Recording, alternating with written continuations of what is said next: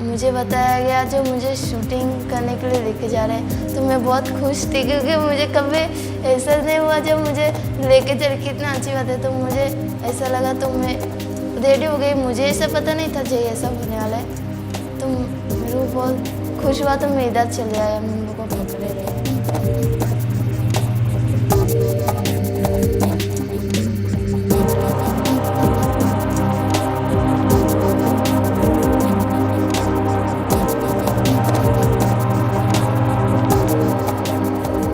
The State Department tells us that there are about 2.3 million women and children who are held in forced prostitution. So you should just take the population of the entire metropolitan Cincinnati area, and that's fewer than the number of women and children who are right now ground up in the business of rape for profit. We do have good laws in place. The problem is that very often they're not enforced.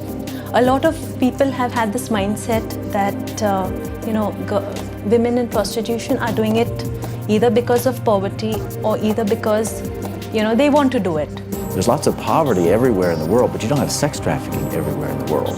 You actually only have it in places where it's tolerated by local law enforcement. The vast majority of the time, we were dealing with children who had been either drugged and kidnapped outright, brought from their parents with promises of a job, and in many cases, convinced by someone who had come into the village that this man was in love with them and that he wanted to marry them and take them away, only to find that they ended up in a brothel. International Justice Mission is a Christian human rights agency that brings rescue to victims of violent abuse and oppression, victims of slavery and sexual exploitation and other forms of violent abuse. Just a couple of weeks ago, we rescued a very young girl, and within minutes of bringing her out of the brothel into the car, she turned to our aftercare worker and asked her, "What brothel are you going to sell us to?" And our aftercare worker said, "What are you talking about?" She said, "You're going to sell us into another brothel. That's what happens." What we learned over 4 years is that essentially the kind of work that IJM does to do rescue and restoration, but also to incarcerate perpetrators and deter others from trafficking more children, begins with a foundation of aftercare.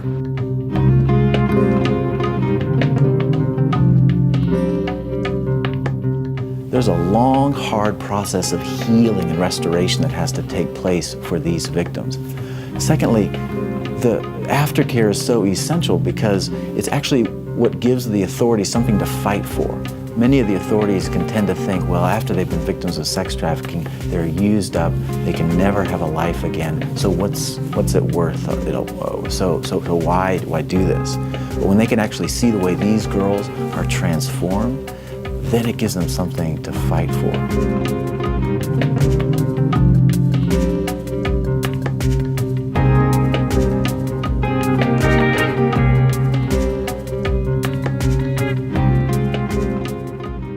Human trafficking is something that no church wants to get their hands soiled up with. But that is basically because there's been lack of awareness. And I believe that Keith and I are called to create that awareness. And the rest is then we just leave it to the Lord to open doors, which He has very graciously done.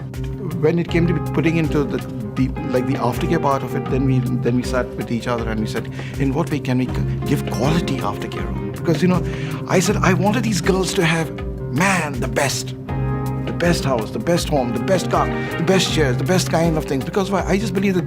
I said, why not give them a second chance? मुझे पढ़ाई करके मुझे teacher बनने का है। पहले से मैं सोच के रखी, मुझे पहले से मैं सब मेरे मम्मी पापा मैं उन लोग सब पढ़ती थी ना, तो मैं ऐसा सोचती थी मैं टीचर बनेंगी।